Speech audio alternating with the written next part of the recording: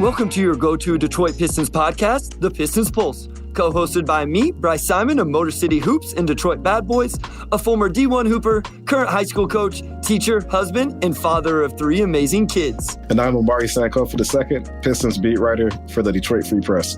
And I know you guys can't see him tonight, but Omari looking real dapper tonight here after the Pistons game, man. You're looking fresh. I like it. I appreciate that. This is the first time we've recorded after a Monday game in probably a month and a half. They had a weird stretch where they had like 5 or 6 Mondays in a row.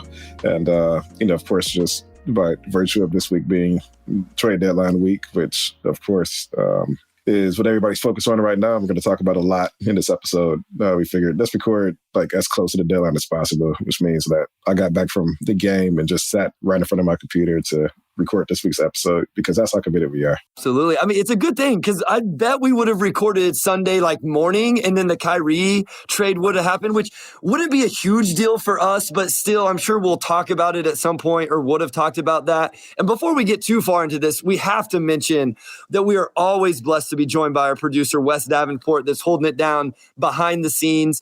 And speaking of gear, Omari, we finally have a huge announcement. We dropped it on Twitter on Monday, but if you don't follow us on Twitter, which you should, at Motor City Hoops and at Omari Sankofa, we got the Pistons Pulse merchandise, shop.freep.com.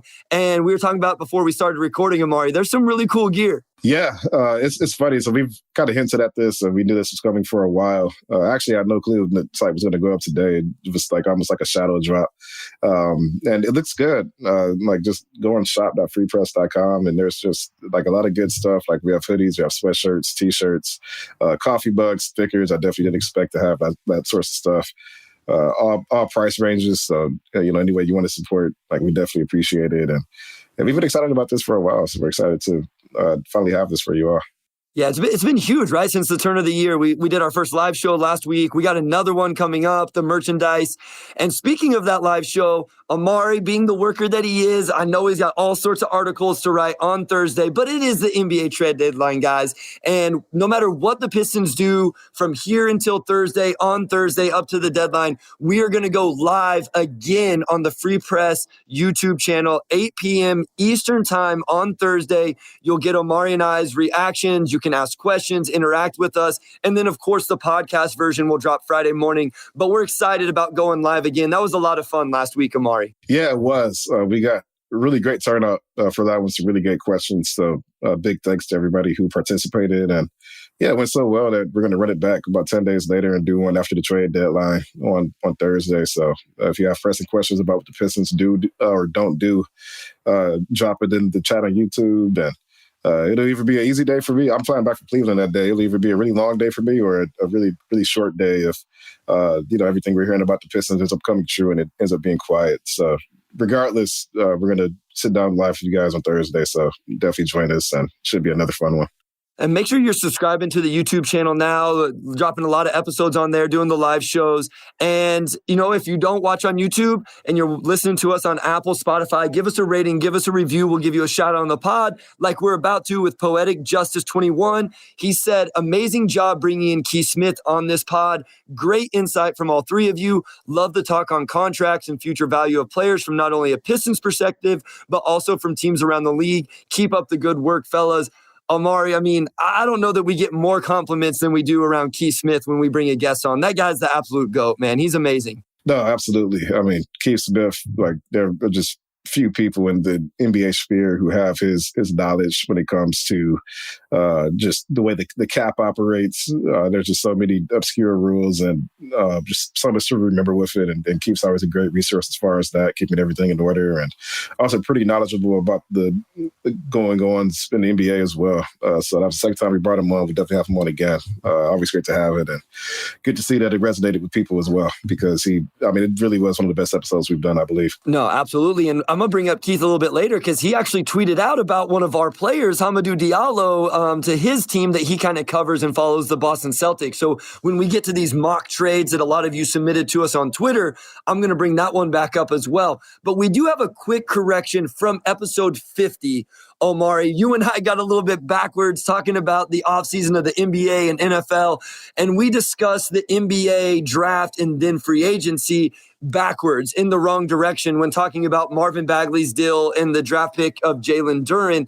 The draft actually does happen before free agency. So Jalen Duren was picked before Marvin Bagley III officially got his contract with the Pistons. But I think we both would agree that the premise behind your point was the same, where the Pistons most likely already had something worked out with Marvin Bagley III, not really expecting to be able to draft Jalen Duren on draft night. They went into the offseason with the plan to bring back Bagley. And just got wires crossed last week during that episode. So we apologize for that.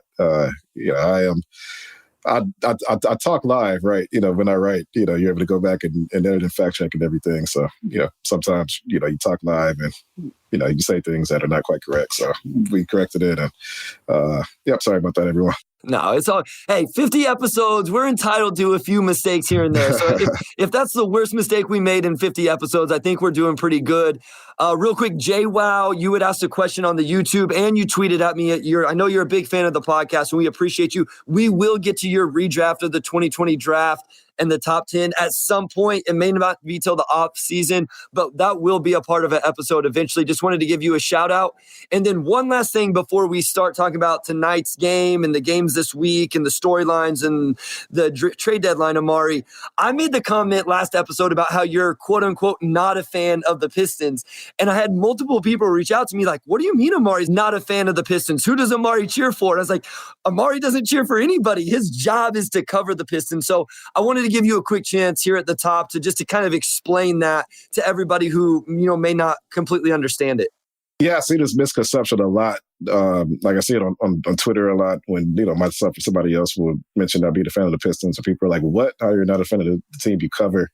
And honestly, I think a lot of the misunderstandings between fans and beat writers kind of come from the expectation that fans kind of see beat writers as being on their side. And I guess maybe in some respects, yeah, like we cover the, team we follow. So, you're lying there. But, I think a lot of times fans expect a certain amount of allegiance that, we don't show. And the reason for that is because, I'm not a fan. Like my job isn't to root for the Pistons. My job is to provide objective coverage of the Pistons, be sourced about the Pistons, and give honest, accurate, objective info.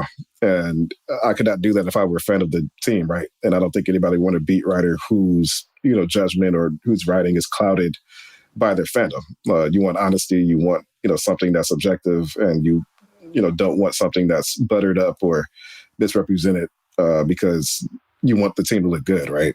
So my job specifically really is not be a fan, it's to be a reporter, and I take that seriously. And I'm always surprised that that's surprising to people, but I think it's good to clear it up every now and then. Is that I don't really root for any NBA team. Like I was a Pistons fan when I was growing up as a kid, and I've been doing I've been covering the NBA 4 or 5 years now. I've been a professional journalist for about 8 years since I graduated, and I think the further you get into this, really when you start doing this full time as a job, to start doing in college, you lose that fandom pretty quick, just because you turn on the reporter part of your brain, and you start seeing the athletes as like people, like you're around them all the time, like that sort of the mysticism that allows you to be a fan kind of gets broken when you're covering the team on a full-time basis. So no, like I would say, like it's not a lot of teams I kind of like saw a fandom for. Like I went to Michigan State, so I didn't have that for a while, and that's kind of coming back. NBA wise, I'm just a fan of the game. Like that's kind of corny, but that's kind of what it is at this point. I just like basketball, and the Pistons are the team I cover. You always have some. I mean, I'm born and raised in Detroit, so there's always going to be love there. But as far as the actual team, no, I'm not. I'm not a fan. I'm a beat writer, and I'm definitely going to keep it that way. I think that's why we bring, good analysis and thoughts on the team on this podcast. Is you're not a fan. I'm obviously a fan, but I don't live and die with the Pistons because I didn't grow up a Pistons fan. I've only been, following the Pistons for a couple years. If we were doing a Kansas City Chiefs podcast, as I was telling you earlier today, Omari, I would not be giving objective opinions on the Kansas City Chiefs because I literally live and die with what that team does every single Sunday. And I do, for everybody listening, I was in the same boat as you. I didn't know the beat writers weren't fans. When I first found out this, I was doing an interview with James Edwards III back on the old Motor City Hoops podcast. And I essentially asked him a question like he was a fan, and he kind of corrected me and let me know. And from then on, I knew, but it did take that moment and kind of that interaction with James Edwards to know that. So we did want to clear that up just a little bit. But let's get into the content of the episode, Amari, and let's start with the Celtics game here on Monday night. It was a good first half, I feel like. I don't know what you thought about the game. I thought the Pistons played well. They just couldn't make a three. That pretty much carried over for the whole game. But third quarter, Jason Tatum takes over, and the Celtics jump out to a huge lead. I think they were up by as many as 24, but a Killian Hayes and Hamidou Diallo run cut the lead to 6, I believe, in the fourth.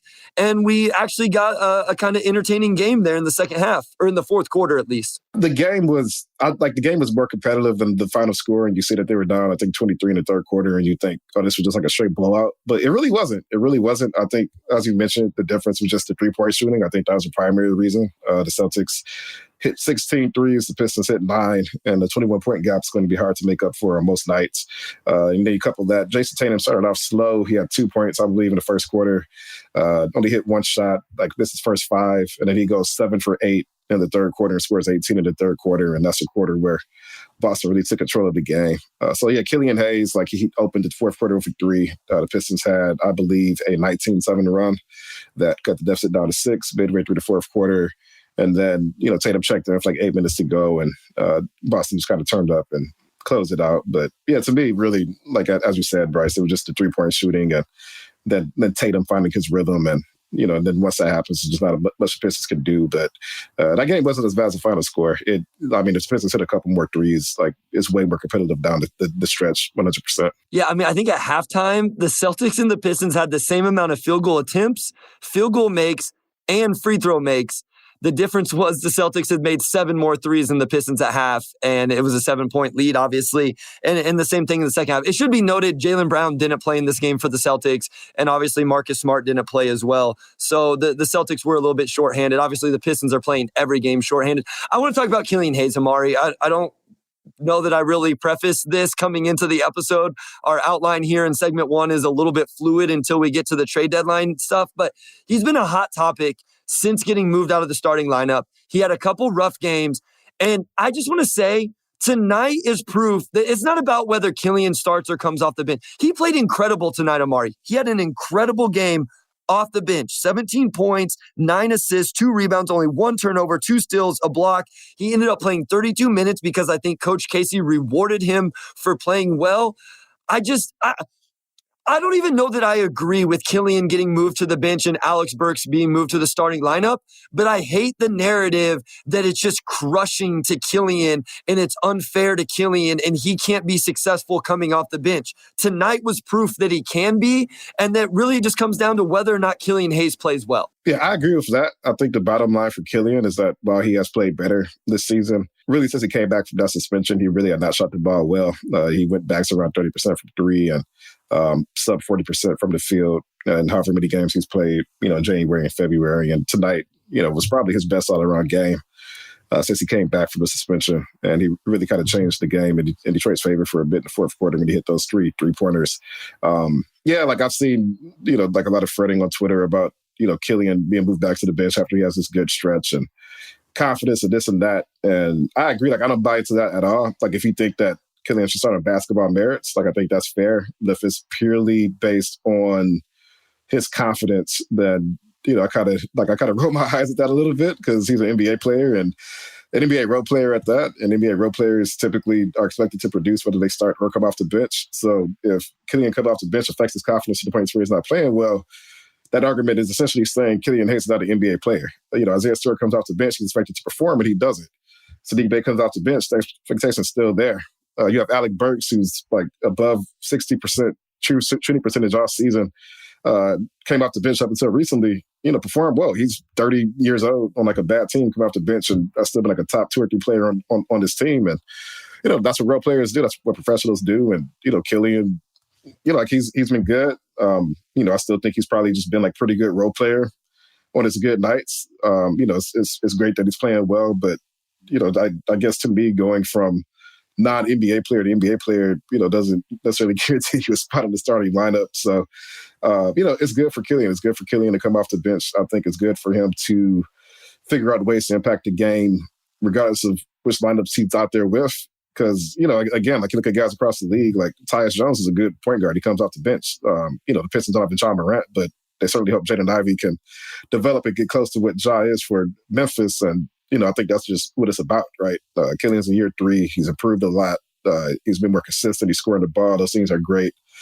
The Pistons need him to do that regardless of who he's out there with. And that's going to be coming off the bench sometimes. And just the whole confidence thing, like, I agree. I just, like, if a guy is not hurt coming off the bench, he's just probably not going to pan out. And I don't think Killian took it that way. I think Killian understands it's the same way everybody else has. So, I'll let you go, Bryce. But, I just don't think we need to coddle the NBA players. I think that they're grown men and they can figure it out. That was my only point. Like, what you just said was my only point. And that's, I sent out a tweet, and yes, Twitter is about engagement, and I knew it would get a stir. But essentially my point was, when does Killian take responsibility for Killian's play? Why is it always Dwayne Casey? Because here's the thing, Omari. We can get on Twitter right now. Ain't nobody giving Dwayne Casey love for how Killian Hayes played tonight. Nobody's giving Dwayne Casey love for the back-to-back 20-point games from Saddiq Bey.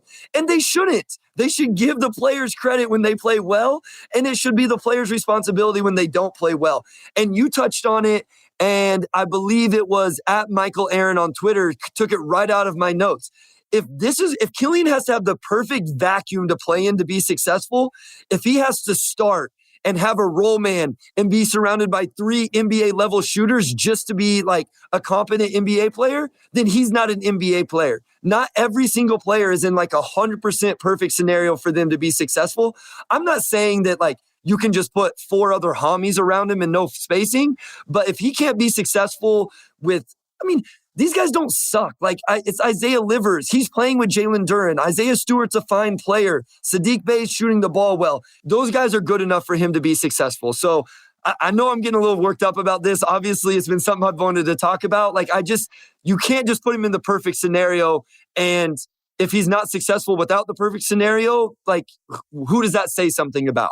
Yeah, I agree. Like most role players don't get to play in perfect circumstances. Like, that's just like LeBron's not playing in perfect circumstances, right? Like, that's a luxury. That's a luxury in the NBA or really in any level of basketball.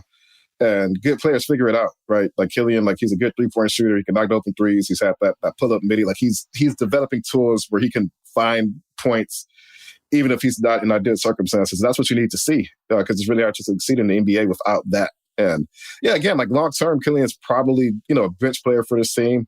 When Cade comes back, you have Ivy next season. Like, this is a very wing-heavy draft outside of the top 2. There's going to be a lot of downward pressure, preventing Killian Hayes from starting a lot of games going forward unless he has another leap in him.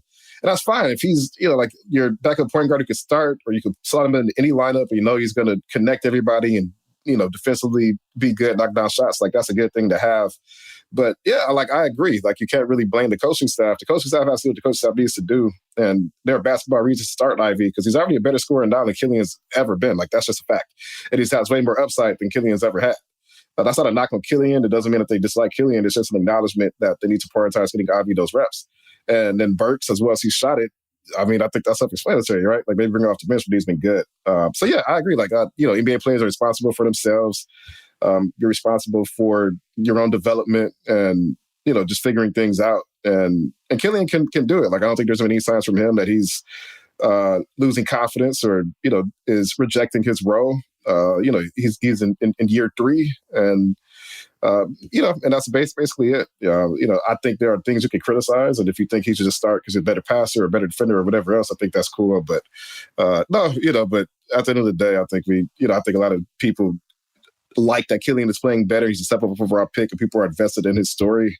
And sometimes that can kind of override the other part where it's like, well, let's just look at this from a pure basketball standpoint, right? Like, not even just Killian's journey or your investment in him being the best player he can be. What's best for the Pistons?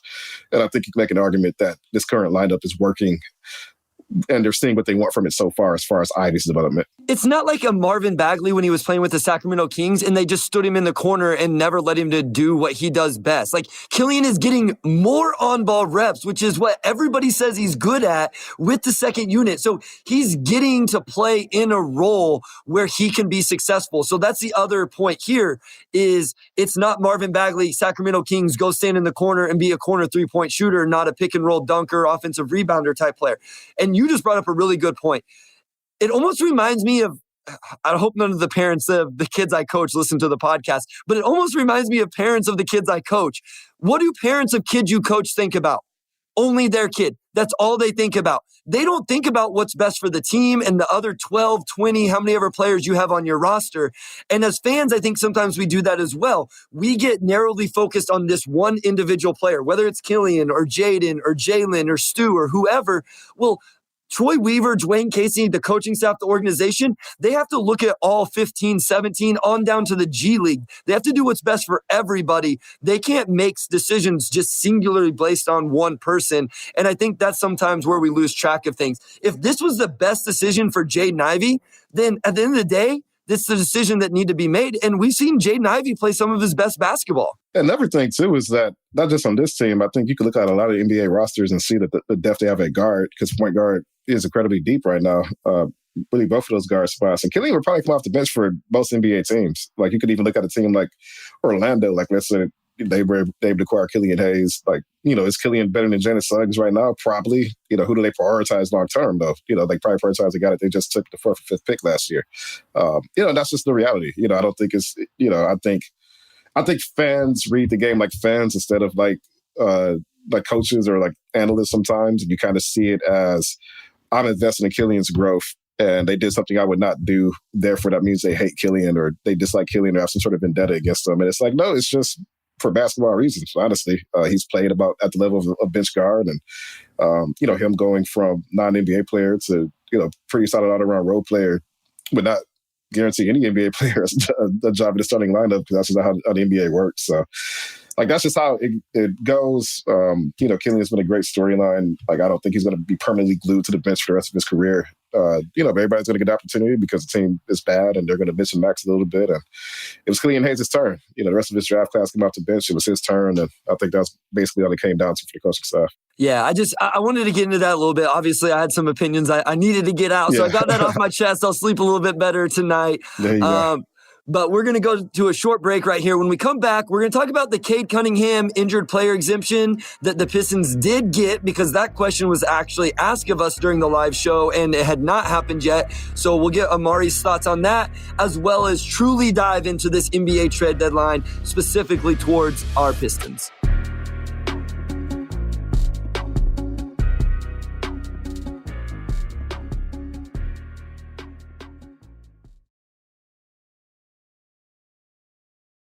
All right, we are back with segment 2 of the Pistons Post, and we're going to get into this disabled player exception, which I'll just say right now, I don't necessarily expect it to mean a lot for the Pistons in this upcoming trade deadline. It does give them a little bit of extra leeway. It's about $5.3 million, and if there's like a trade would have to be a little extra cap room for that's cool. But one thing you can't really do with it is just outright sign a player without a roster spot, right? So the Pistons are completely solid during the deadline to carry that same roster in.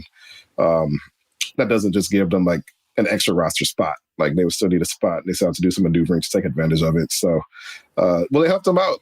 Probably, it's not going to turn the season around. I can tell you that. But it remains to be seen if they do anything that taps into it. But my wager would be that's probably not going to make that big of a difference, but it will give them a little bit of extra flexibility. One of the mock trades we got was from Roe on Twitter. Shout out. That's the nickname for my oldest son. But he said a 2025 second round pick for Darius Bazley of the Oklahoma City Thunder. And, that's not necessarily one that necessarily moves the needle for me. Bazley had a couple good seasons with the Thunder whenever they really weren't very good. Obviously, they're much better this year, and he's not playing nearly as much. But I think overall, even more than it being specifically Darius Bazley, Amari, is it would give the Pistons an opportunity to do something like this. Just take a flyer on a young player who another team, may not be playing right now, and you give up a second round pick and you're able to bring that player in with this exemption. As you said, though, you would have to create a roster spot, but maybe that's where a buyout of Nerlens Noel or something would happen. We'll talk about Nerlens, I'm sure, more. So I do think it opens up for something like that. Like Cam Thomas just dropped 40 points again tonight for the Brooklyn Nets. Back-to-back games for Cam Thomas. He was a guy that wasn't even playing. So I'm not saying there's a Cam Thomas out there, but maybe there's somebody out there that the Pistons could trade a future second for that would fit into this and, just take a flyer on. And we've seen Troy Weaver take these types of chances on guys in the past, whether it's Dennis Smith Jr. or Marvin Bagley last year, or Hamidou Diallo, another trade with OKC that, exchanged second round pick for a high flying wing. And that one's worked out pretty well for the Pistons, right? I know that there's a lot of people kind of fretting about Sevilla at the time because of his shooting. And Hami's been fantastic for the Pistons this season. So, I do think there's a possibility we'll see that type of move. Like as far as like, does it impact Bogey or Alec Burks or anything like that? I don't think so. But like we could definitely see him move along the margins. That gets just another young guy into the system that, Trey may take a flyer on. And Darius Bazley, it's funny, like I see a lot of people looking at Cam Reddish. Like I think I'm more intrigued by Bazley, honestly, just because, just of the tools that he has. I think he can do a lot of things that the Pistons need. Cam Reddish seems to be the hot name for Pistons fans. So let's just stay there for a second.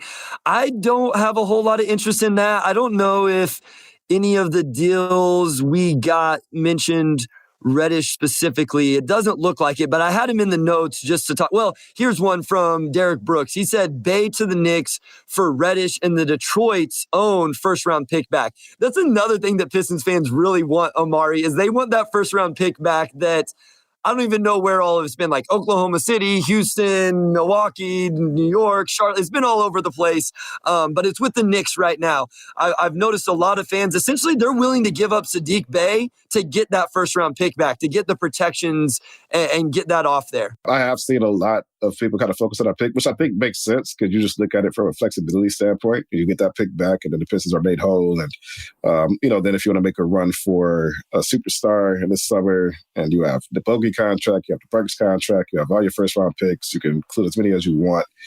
That would open up a lot of possibilities. So, I think from that respect, like it makes sense why people have kind of pinpointed that. And then, of course, you bring in the fact that the Pistons of New York have had very, very good trade chemistry so it makes sense because the Pistons allowed them to pry Jalen Brunson away from Dallas last year. And you're looking at it and you're saying, is there another deal that could be done here? And I get that, I think, for me, it's like nothing New York really offered. Like that pick would be good, but like asset-wise is what you're giving up worthwhile.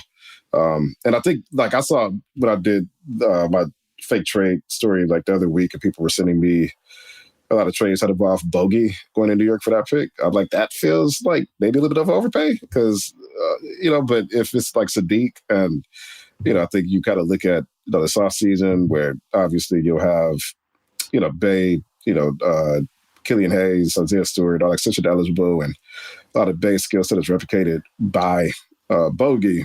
And then, okay, maybe a Saddiq Bey deal here makes a little bit more sense. I just think the other side of that is if you're New York, you probably want a little bit more than that. So, I still don't necessarily see that as a strong possibility, but I think it makes sense that people have pinpointed that pick as something that the Pistons should maneuver back for. So let's just go through this real quick, Omari, because we can essentially figure out what year this first round pick would be. So we have the protections outlined here. Wes put it in. So it's top 18 protected in 2023. We think the Pistons are going to keep that. I think we both agree, right? Yeah, no, absolutely. Or the Knicks would keep that. Or the Pistons will keep it. It'll still be owed to the Knicks down the line. Top 18 protected in 2024. Do we think that conveys then? No, so that's a little bit of a coin flip for me because it's like, can the Pistons essentially, it's like top 18 protected. So how good do they have to be? I think you need a lot to go right. So I think more than likely this probably doesn't convey until like around 2025. So 2025, it's top 13 protected. I feel like that's the first year where you're thinking like, that might actually get moved. Yeah, like you make the play-in essentially, or even if you just miss the playoffs, like you probably convey it. So by then, I would think the front office would like to convey it by then. I think if you don't convey that pick by 25, something's probably going wrong. So essentially what you're doing is you're trading Saddiq Bey for a mid first round pick in 2025. Like that's essentially what it'd become, is because if you don't get that pick back, Detroit would not have a first round pick in the year 2025. And in 2026, just for everybody, it's top 11 protected, 2027, top 9 protected. If it's not conveyed by then, it's a second round pick in 2028. But I think that's valuable. Like that's pretty valuable to have your own pick in 2025 or maybe even 2026 when you hope you've capped out your salary because Cade's on a mega deal because he's a star. Ivy's on a mega deal because he's a star. The 2023 pick's on a mega deal because he's a star. And I think having your own 2025 first round pick will be valuable at that point. Probably not going to be in the 20s because you're not making a deep playoff run yet, but it's probably into the lottery or mid to late, teens. So I can see it. I'm still not sure I would move Saddiq Bey for it, but I can understand why Pistons fans are so interested in getting that pick back. Like I was just saying, like if it were me, like, if I could get that pick back for Saddiq and Cam Reddish, like, that's probably like the best case scenario for like a Saddiq Bey deal, honestly, to get a first round pick for a former first round pick who you drafted the 17th pick, who's been, up and down a little bit this year. Like I think that would be a home run for the Pistons if they are truly ready to move on from Saddiq Bey now. From New York's angle, I would just be shocked if they gave that pick up for a guy like Saddiq. If you're giving that pick up, I think you need somebody who's definitely going to help you make a playoff run. And, Saddiq being a guy who's, again's been up and down. You don't know what he's going to give you in the playoffs. And on top of that, is due to make some money here pretty soon. I think that suppresses his value. So if I'm New York, I'm probably not doing that unless I'm getting at least an Alec Burks caliber player back. Would Tom Thibodeau even play Saddiq Bey? Like, I feel like he would be the guy. That's a question. Like, he may not.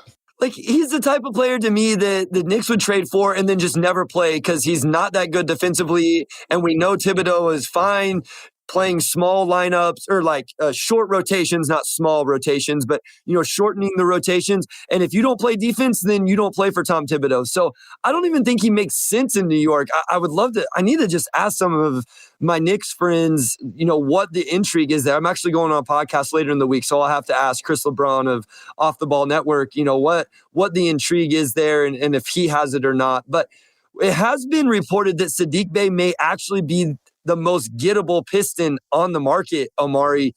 Is that what you were hearing? Do you agree with that sentiment? And do you think he actually gets moved? Because I haven't thought that that's a real possibility until here in the last couple of days. I don't think he gets moved. And, I haven't talked about it as much just because I'll be really surprised to see a team offer something that would make it worthwhile for the Pistons. Like I kind of talked about New York, right? And, I had somebody else send me a trade the other week where it was like, the Lakers give up one of their firsts for Saddiq. And, I think that those deals just aren't realistic for Saddiq. Like teams aren't going to give up a first for a guy who's not even starting for one of the NBA's worst teams, especially when he's due for an extension this summer and we hit restricted free agency a year from now. Give up a first for a guy that you may not even want to commit to long term, depending on what that price ends up being. And because of that, I just don't think the Pistons see anything that they would want to do. And I don't think they're in a rush to move Saddiq anyway. But yes, like Bogey and Burks have value, right? Like these guys are on good team contracts. They're proven contributors. And the Pistons are looking at these guys like we want them back at least into the offseason of that next season. They're too valuable for anything realistically going to get now. And we want to get through this season and bring these two guys into the offseason where we can make a more informed decision and the value will still be there. So that's the thinking of Bogey and Burks. For Bey, of course, the best version of Bey is probably a lot of what you already get from Bogey. And I 100%, like of Killian, Isaiah, and Bey, I think he is the most gettable for opposing teams because he is, if you had to rank, the Pistons of that group, who gives us the most value going forward, I think it is easiest to replace the Saddiq's skill set. You could get a wing who can shoot pretty well and may even give you more value defensively and not have to pay a lot of money for it, right? Like relative to what it would take for a guy like Isaiah Stewart who can switch from the guards and defend bigs and, assuming the shooting continues to stick, he was like 0 for 7 tonight. So that's kind of been in the slump for him. But, I think that I think Isaiah Stewart, it's harder to get Isaiah Stewart than it is to get Sadiq Bays, right? And then a guy like Killian who kind of does everything, like that's a very valuable role-playing guard, and his price might be pretty good too. So yes, I think Sadiq Bey is the most gettable for those reasons, but I think him being the most gettable, and that's not the same as him being most likely to be traded now, just because he's in that weird zone of his long-term value for Detroit is probably greater than any pick they would realistically get. Like, you're not going to move him for a second-round pick, right? Unless you're just totally like, it's time to move on from the Sadiq Bey era. And I don't think the Pistons are quite there yet. What about Hamidou Diallo? We talked about him earlier. Keith Smith, good friend, had a tweet. Obviously he watched the game on Monday night. Hami had a stretch where Hami did what Hami does, which is just bring some energy, blocked a shot, got some layups, just caused some havoc. And I think Keith's tweet was essentially that Hami fits into Boston's, trade exemption somewhere. I don't know what it's from or whatever. I don't know what Boston would send in return. Just looking at their roster, I don't think there's necessarily a player, but a second round pick. Would you move Hami for I don't think I would move Hami for a second round pick, and nobody's going to give a first round pick for Hami. I don't know that there's a young prospect that would make sense unless someone just really thinks he can be a part of their playoff rotation. I'm more inclined to bring Hami back and give him a 2 years plus club option in year 3 type deal at 5 years, $5 million a year. We talked about this an episode ago. Do you think there's any, chance that Hami gets moved at the deadline? No, I don't think that they would just move Hami for a second round pick. Again, you have a guy who's really fit in here. He's a guy that Troy Weaver sought out, right? Like, he gave up a little bit of draft capital and like Savy to get him. I just don't see how in the middle of his best season, and he's on a really good contract. You could probably re-sign him later for a pretty good team contract. He's a great locker room guy, like Killian, talked tonight about just how good of a teammate he is. And just the consistency and energy he's brought the team off the bench every night. I think moving him for a second round pick would probably kind of go against the philosophy of British front offices thinking right now. If you do that type of deal, it's just more of we just need to get Hami off the team for some reason deal. It's not like, I just don't think a second round pick's enough of an asset to, come off of a guy who's been a really good player for you this season. And, again, as a second round pick, whatever guy you pick, you probably would want him to be at least like a Hami level impact long term, right? Like, if you get a bench guard or a bench wing who's going to give you consistent energy every night, that's a pretty good outcome for any second round, player you get with that pick. So I would be surprised to see that happen personally. Yeah, the only reason I was thinking at one point was, because I was super high on Isaiah Livers, Kevin Knox was playing well. Hami's outplayed both of those guys. And I don't even know that it's close, Amari. And how high I was on Isaiah Livers coming into the season. And as much as I like his game, he hasn't been as good so far this season. I know he's battled some injuries, but he hasn't been as good as what I expected him to be. And Knox went through that stretch, what was it, around Thanksgiving, early December, where he played really well. But he's not even getting minutes right now on a nightly basis. So I don't see a reason to move on from Hamidou Diallo. Let's talk about one more, a vet, before we go to break. And then when we come back, we'll have to get into Boyan and Burks, the two bigger names. Nerlens Noel. And so I just want to throw out some teams: the Blazers, the Kings, the Heat, the Mavs, who made a huge deal, the Nuggets, the Sixers, again, the Celtics, all teams that have quote unquote been reported interested in Nerlens Noel. When we talked with Keith Smith, he said the market for Nerlens Noel was probably the buyout market. What is your thought? You think they do? What's your prediction? Do you think they end up getting a second round for Nerlens, or do you think he ends up making it past the deadline? And does he get bought out then in that scenario if they don't find a trade partner? I wouldn't be shocked if there's like a larger deal the Pistons get involved in, and Nerlens with his contract just makes him a very natural fit for that. If the question is more so, is there like a one-on-one deal? That's a coin flip for me, honestly. I think he is sort of like on the cusp of, is there a team who really thinks he's going to, be worth giving an asset up for? And then you kind of get into more of like the desperation mode, right? Like, well, is a team desperate enough to do that? Like, Dallas, quite frankly, just overpaid for, Kyrie Irving by giving up 2 good rotation players and a draft pick. So you never know. I think if I had to put money on it, I'd probably bet on it being more of a buyout situation than a trade. But I could also see a window where there's a 3-team deal somewhere, and like, it just makes sense for the Pistons to get involved, right? Like, Nerlens probably can play spot minutes for a good team, and the contract just fits whatever, a different team's trying to accomplish. So that's more so, I'm curious to see how the trade market dictates what the Pistons are able to do with that, and if they could get value out of it instead of just buying him out. All right, real quick. Corey Joseph on the team post-trade deadline or not? I'm going to say no. I think that there is for one, he's not even really been a rotation guard for the team this season. I think he can still help teams. And if there is a deal you need to make to, open a roster spot or whatnot, to me, that's just a natural fit there. And he'll be an unrestricted free agent this offseason, similar to Hami. To me, Hami's probably a guy that you look at and you're like, maybe there's, this is a guy we're going to keep the rest of the season because he's been really good for us. It wouldn't shock me if he gets traded either. I'm not saying he's 100% guaranteed to stay. To me, Corey Joseph strikes me more as a guy that you would probably part ways with. He's a veteran guy. Your point guard room is already pretty full, and it'll get even more full when Cade comes back. So, at some point, you probably just look at what the next step is there. All right, we're going to take a short break. When we come back, we'll get into Bojan Bogdanovic, Alec Burks, and some more of the mock trades that you guys send us on Twitter that really revolve around those two players.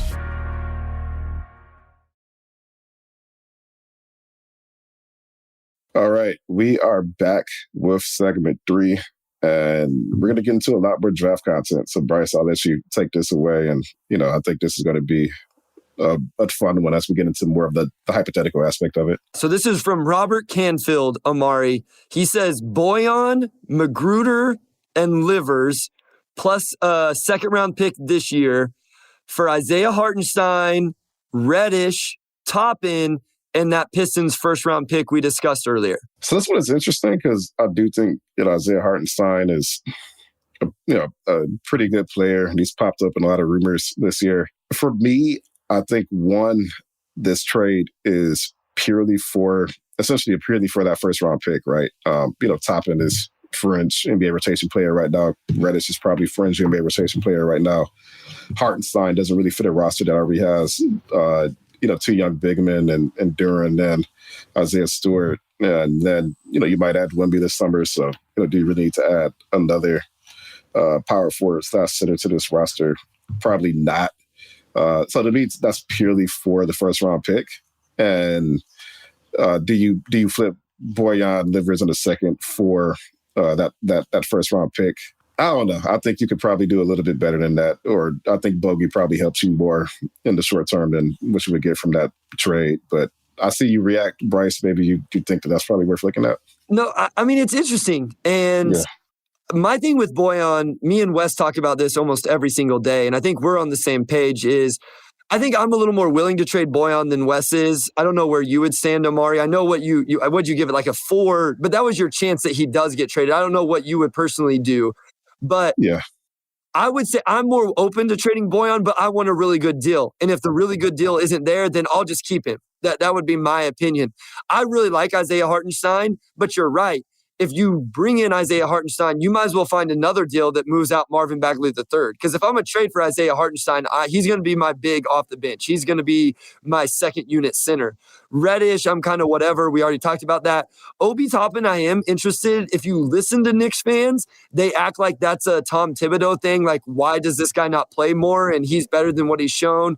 And then we talked about the Pistons first round pick earlier. Here's the thing. Here's where I think you realize a 2023 second Omari doesn't sound like much, but that's going to be like pick number 32 or 31.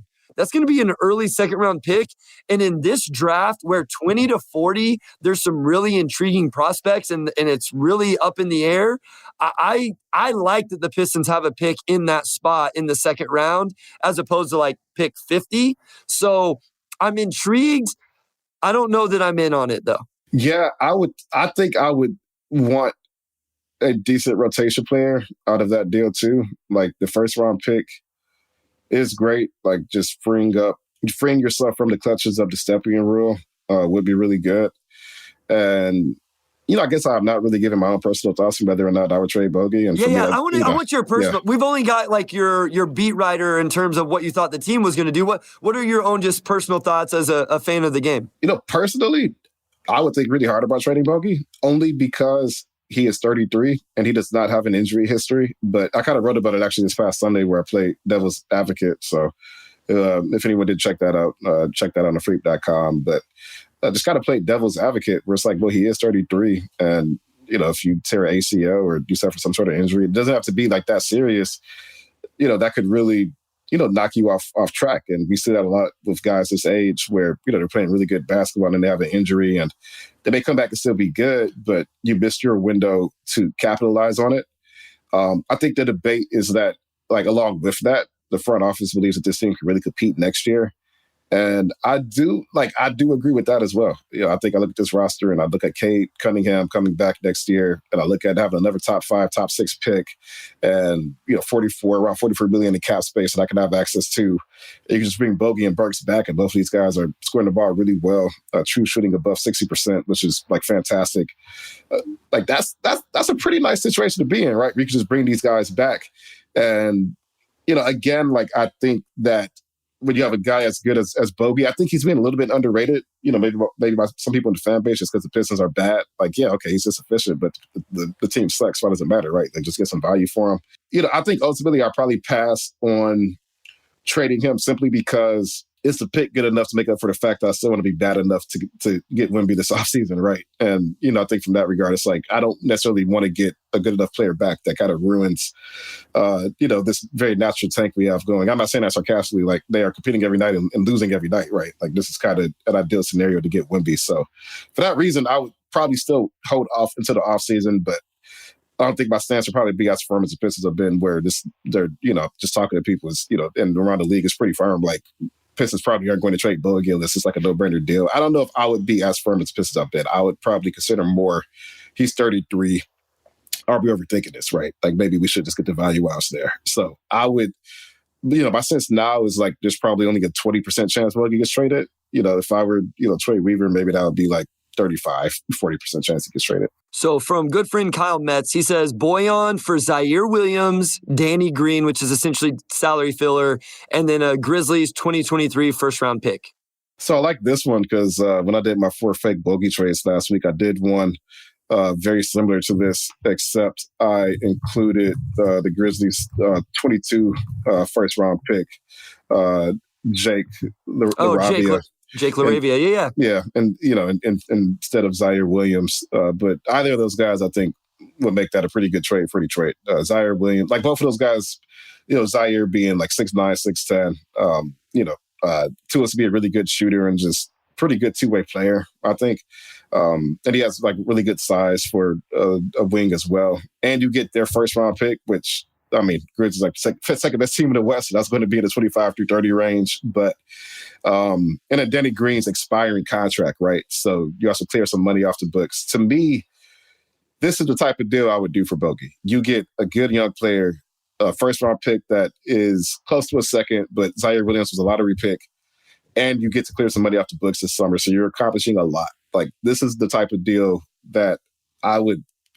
Honestly, I would consider pretty strongly. And Jake LaRavia is really good too. Like I think Zaire Williams hasn't been that amazing, honestly. Like he's actually been kind of disappointing for the Grizzlies this season. So, I would think pretty hard about Jake LaRavia, or I may see if I could get Xavier Tillman out of that too. But I would say overall, this is the type of deal I would probably say yes to. I think this value makes it worthwhile to not get whatever Bogey would give you next season. Well, I think part of the problem for the Grizzlies is like we've named Zaire Williams, Jake LaRavia, Sante Aldama. Like they have all these young dudes that they're trying to play because they're all pretty good NBA players. And so you kind of wonder, like, okay, they go to the Pistons, they have a defined role. They're playing every single. David Roddy also was a first-round pick for the Grizzlies last year that's in their rotation. They just have all these dudes. And so you kind of wonder if they wouldn't like to consolidate them and get someone like Bojan, who, more established, bucket getter, all of those things. I don't love the first-round pick because it's going to probably be in the mid-20s, but I'm with you. This is the kind of deal that I would want for Bojan as well. I think the team I like is the Pelicans. So I want to throw out the Pelicans in the similar type of trade. We don't have a specific one, but Bojan for the Lakers pick swap, and then name your New Orleans Pelicans young player roster. I think it's probably like Devontae Graham to match salary, and then maybe Jackson Hayes. What about something like that where the young prospect, Jackson Hayes, maybe isn't as enticing, but that first-round pick swap with the Lakers sure is. No doubt. And that's, again, like you look at teams that are young but also good and can, afford to part ways with assets and also have assets to spare. Like Grizzlies and Pelicans are pretty much only two teams in that list that are like, hey, we're good. we could compete in the playoffs, and we could also give up a young player in a pretty good draft pick without blinking, right? I also say like the Grizzlies are just sitting on draft picks. They have the Warriors 2024 first round pick that they can swap out for their own if the Pistons are like, yeah, like we don't know if Zaire Williams or LaRavia are that good, so we need like a better pick, right? They could give that pick up, and like that may be a pretty good pick because the Warriors seem like they can't stay healthy enough to make another run. Or the Grizzlies could include another one in their future. Like they have so much flexibility that there's just so many different combinations they could throw at the Pistons to get a deal done. And they are at a point where I feel like they need to do something. They won 11 straight. I think they've won 7 of their last 8 since. You have some just team drama stuff going on. And, you know, I feel like they're at a point where they've probably ridden with their young guys maybe a little bit too long. And you can only do that for so long until you start to get impatient. And it's like, okay, like let's consolidate some of this and really prepare to make a deep playoff run. And Bogey would fit that roster to a T. So the Grizzlies are my sneaky, you know, if they really wanted to get the Pistons off of Bogey now, they could probably find a deal to get it done. And they're probably the only team that I think is probably at a point to where they should strongly think about that as well. The Pelicans also have some other better young players that then maybe if they just gave up their own first round pick instead of the Lakers pick swap, well, how would that work then? I guess that wouldn't work if it would only be the Lakers pick swap. So I just think that Lakers pick swap is so valuable that you're not going to get a really good young prospect on top of it. So I don't know how that would work. Let's do one for John Collins, or actually there's two. So from Luzalata for Wimby said it was essentially Sadiq Bey and a second for John Collins. I'm not sure that gets it done. We also had from Pistons All Day, Boyan and Killian Hayes for John Collins and Aaron Holiday. What are your thoughts about a move for John Collins kind of in general here? Yeah, I've seen John Collins pop up in a lot of stuff. I feel the same way about him as I feel about Hartenstein. And Collins is better than Hartenstein, but he hasn't been amazing this season. He's having a down year. You have Isaiah Stewart, you have Jalen Duren, and you might get Wemby. And John Collins does make you a better team today. So I just think as far as my long-term priorities, he's not a guy I would trade for. Like if he's available during the offseason, maybe look at it then. Like maybe you don't get Wemby and, you know, you need to just improve your front court and going to come off of one of the centers you have currently for whatever reason. He doesn't strike me as a target for this Pistons team. They've already invested a lot of, you know, of their young roster building into big men. And to me, I just don't know how you commit to Collins and Duren and Isaiah full time when you also might get Wemby. I just think that would kind of clash with the long-term goals of the organization. Yeah, I'm glad you said that there because it makes it real complicated all of a sudden. It doesn't make it complicated. You can move one of them. You would figure it out. But I don't know why you trade for John Collins when essentially you're in the play for drafting a generational full range. Like everybody calls Victor a center and Victor, like that's fine. I think he ultimately plays the 4. Like you can absolutely play Victor next to Jalen Duren. I think that's what you would do. I've joked about, you know, playing Victor at the 3 next to Stu and Duren. I don't think that's what you actually do, although you could play some minutes that way. But he absolutely plays next to Duren in the starting lineup. And then you're bringing Stu off the bench. You already have Bagley. You can't have Stu and Collins coming off the bench. Like that doesn't make a whole lot of sense to me. So I don't know that you'd want to do something like that for John Collins, who has a larger contract with years on it. And then you're kind of hooked into that. Again, not that you couldn't trade it or something, but I would just wait to see where you land in the lottery first.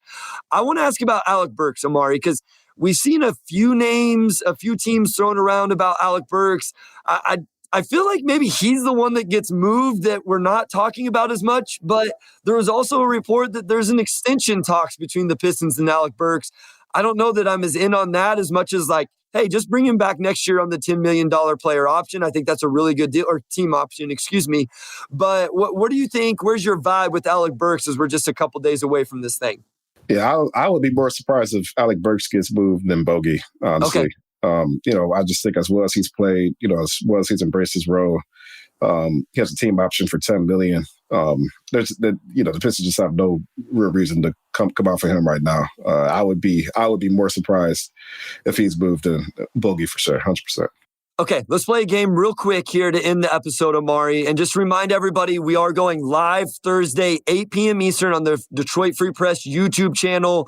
We'll recap everything from the day. Pistons, of course, maybe even the NBA at large. You can ask your questions, interact, all of that. Also, make sure you're checking out the new store with merchandise, shop.freep.com. I'm going to throw out some names here, Amari. And I want you to just tell me, should the Pistons be in on these guys? I realize maybe it's not completely reasonable, but first one, OG Anunoby. And I say no because OG Anunoby makes you better right now, but he's also sort of in that boat where he's making, like, he's on a pretty good contract, honestly. Like, he's making like 17, 18 a year. I think he has 2 years left for this deal after this season. So, like, player option out last year, unrestricted free agent in 2025. Like, the thing with Anunoby is, like, one, does he decline that player option to try to make even more money in the open market, which he could do? Like, maybe he is like, I can make 25, 26 a year. TV deal coming up. Like, a lot of players are about to become a lot more expensive. If I'm the Pistons, it's like, this is not a guy I can really commit to long term. Like, trade for him now, give up assets. It ends up being a 1 or 2 year rental. And what we have to show for that, to consolidate assets into a guy who speeds our timeline up and is also going to become a lot more expensive. To me, he just, from a timeline standpoint, I don't think he makes sense. And from an interest of being bad this season standpoint, like, I don't think the Pistons look at that as something that we need to do right now. Yeah, I think he's going to cost way more than what I would want to give up on top of the stuff that you outlined. Okay, Bones Hyland, maybe the most surprising non-big name. Everybody knows his name because he's got the coolest nickname in the game, but not necessarily a star. A kid who's played well, but all of a sudden fell out of favor or wants a bigger role or something. Should the Pistons pursue Bones Hyland? I'm not crazy about Bones Hyland. Like, I think he's good. Like, he's a good 3-point shooter. I kind of look at, like his playmaking. Like, he's not the biggest point guard. And he's also just a tick under 40% shooting overall this season. And I have Ivy, I have Killian, I have, Kane coming back next season, and then you might get Scoot. I don't see myself wanting to add another backup point guard. And, especially with Killian on this team, like, to me, I'd rather just keep Killian at that point. I think he gives you a little bit more. Yeah, I think I'm intrigued by the name and his game, but I just don't think he fits. All right, Josh Hart. I like Josh Hart. I like Josh Hart too, man. Yeah, and that's a guy that, he's just such a good role player. Like, he's a good defender. He's always been a great rebounder for his size. This is not going to be well received. I just want you to know that. I guarantee you we get a tweet by noon on Tuesday about how much somebody disagrees with our love of Josh Hart. I guarantee it. I'm sure we will. I think he's a guy that, like, makes sense to, like, try to trade for, like, over the summer. Like, this season, like, it would be good to have a guy come in and, like, defend really well and give you something. But I kind of look at it from Portland's standpoint and, like, what would I want from Detroit that would make me want to come off of Josh Hart?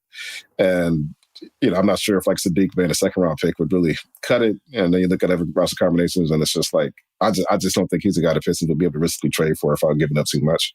Well, he's going to help you win games, too, because he does a lot of really good stuff. So he's also going to help you win games, and you probably just need to be as bad as possible this year and ride it out. You got 28 something like that games left. Like, you probably don't need to add an extra win or two on if you don't have to. A lot of these names make more sense in the offseason, to me, Amari, when after the lottery. Because here's the thing about the lottery this year. If you get the number 1 pick, you know who you're drafting. If you get the number 2 pick, you know who you're drafting, or you at least know you're going to draft Scoot and then trade Ivy, or draft Scoot and trade Scoot or whatever, but you know what's going on there. Now, anything after that is complete. It's going to be insane because 3 through 8 is all over the place. All right, last name, and it's not a trade, but this offseason, as we've mentioned that, Jeremy Grant back to Detroit. Is this a real possibility, Omari? And is it something you would be interested in? Yeah, yes and yes. Like, Troy Weaver and, Jeremy have a really solid relationship. The Pistons will have cap space.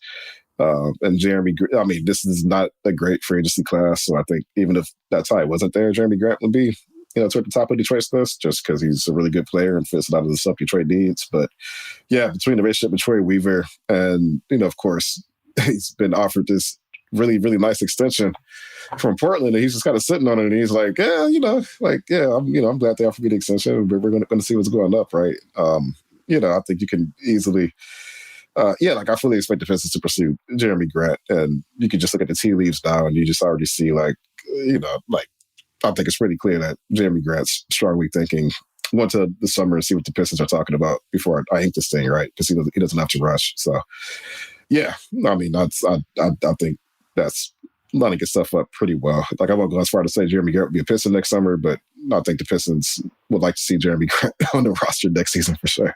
What's the money there? Where would you go? Anything over 30 scares me. Yeah. Something around 25, I'm much more excited about. I like 25. I could even get behind 27. I think 30 is probably, the most that you could do. But Jeremy Grant just really has been really good this season. You just see what he could do playing off of a guy like Damian Lillard, and you imagine him in Detroit next to Cade Cunningham and Boyan, and he can be your second or third option. And just his 3-point shooting would be better as a third option, and just what he gives you defensively. And he already knows he's like Cade and these guys too, right? So he would fit well. Yeah, I would probably go, I think you get him between 25, 30, you feel, really good over the next 4 years or so. So that would be like a 4-year, $110 million deal or something along those lines.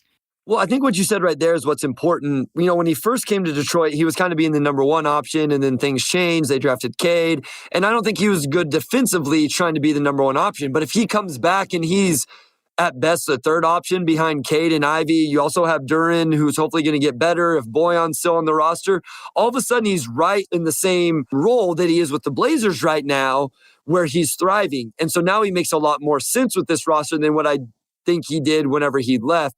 I would love to see something that started out at 27, 28, and I don't know exactly how contracts work, but then actually slides down each year. So his contract numbers are going down as you're starting to put some of these other contracts on the books. So I just, it showed up the other day. It would be interesting that, the stars could align with cap space. He's a free agent, the relationships. It would be really interesting. So I definitely wanted to get your thoughts. But it's going to be a crazy couple days. It's already started, Omari, with the Kyrie Irving trade. We'll have to dive into a little bit on Thursday with that trade and your thoughts.